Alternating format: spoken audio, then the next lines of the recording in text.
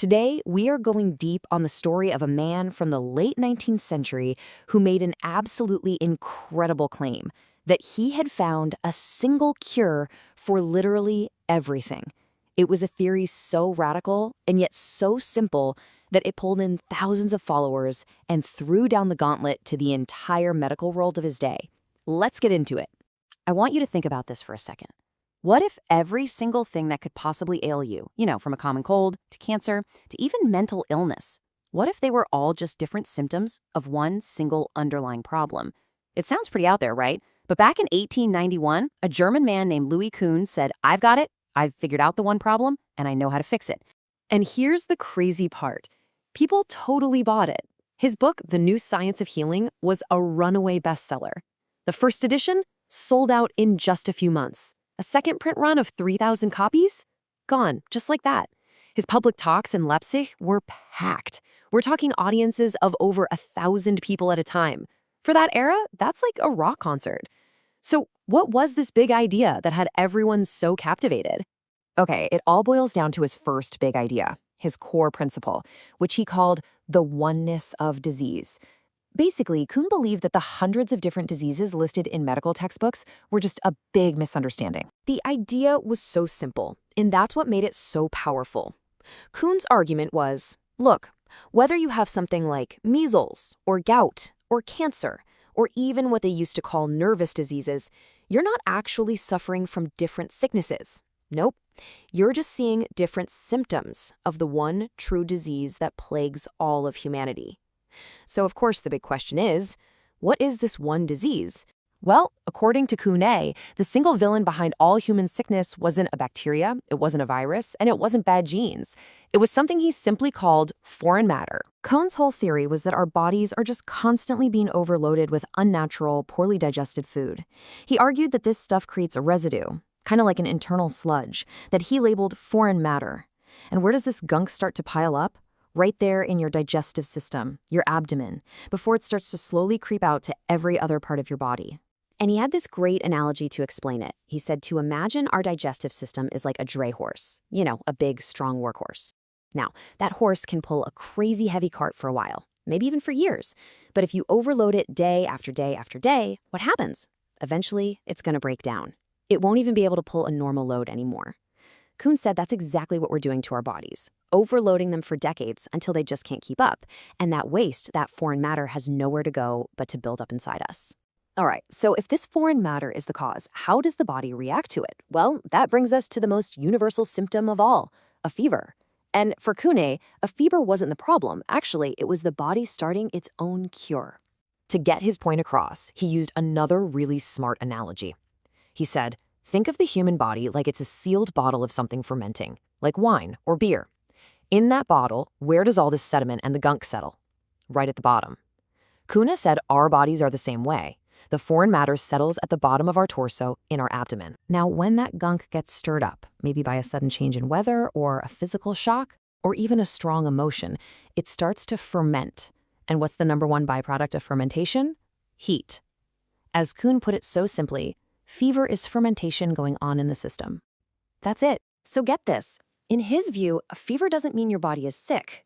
It means your body is actively trying to get well. He called it a sanitary crisis. It's the body's natural furnace kicking on to try and burn off and push out all that waste. He argued that people didn't die from a high fever, they died because their bodies weren't strong enough to generate the powerful fever they needed to actually cleanse themselves. And you know what? This fermentation theory also explained to him why you see different kinds of diseases in different parts of the world. In the hot tropics, he said all that external heat makes the foreign matter inside you ferment really fast and violently. The result? Acute, intense diseases with high fevers. But in cooler climates, the fermentation is much slower, it's more of a low simmer, and that leads to chronic stuff like gout and rheumatism. See? It all fit perfectly into his one big theory. Okay, so if every disease is just this fermenting foreign matter, how on earth do you diagnose it? Well, this is where Kuhne's ideas get really, really unique. He came up with something he called the science of facial expression. He was absolutely convinced that As this internal sludge pushed its way up from the abdomen, it would literally change the physical shape of our bodies. And he believed he could read those changes like a roadmap, especially in the head and neck, to pinpoint exactly where the internal blockages were happening. So for Kuhne, seeing someone with a high shoulder wasn't just a posture issue. It was a dead giveaway that foreign matter was piling up on one side of their body. A torso that seemed too long, a curve in the spine, even a child with a head that looks too big for its body. All of these were, to him, clear, visible signs of that internal encumbrance that was the real root of all sickness. So, you've got one cause, one theory of fever, and a really unique way to diagnose it. What about the cure? Well, it was just as simple and radical as everything else he proposed. No drugs, no surgery, just two things: water and diet. Water was his #1 tool. He created this whole system of baths designed to help the body's natural cleaning cycle. You'd start with steam baths to open up the pores and get a good sweat going.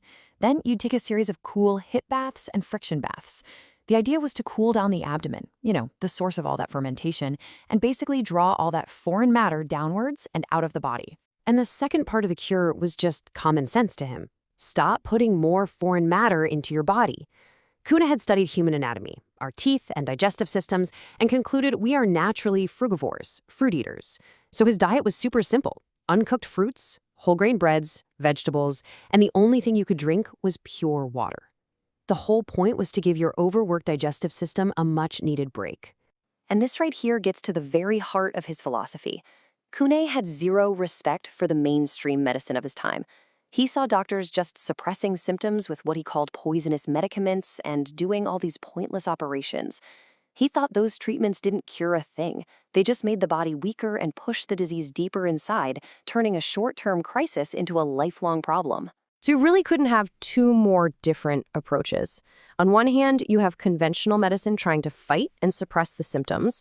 On the other, you have Kuhne trying to help what he saw as the body's natural healing process. One path was suppression, the other was expression. He wasn't trying to stop the fever, he was trying to help the fever do its job and finish the cleansing. And that kind of brings us to the big takeaway here. Kuhne's nature cure was definitely a product of its time. It was a reaction to a medical system that, let's be honest, often did more harm than good. But the reason it got so huge, I think, points to something much deeper, something timeless. It's this human desire we all have for a simple, single answer to life's most complicated and scary problems. It really makes you wonder, doesn't it? Even today, in our world of super specialized and confusing medicine, what is it about a single, simple idea that promises to explain and cure everything?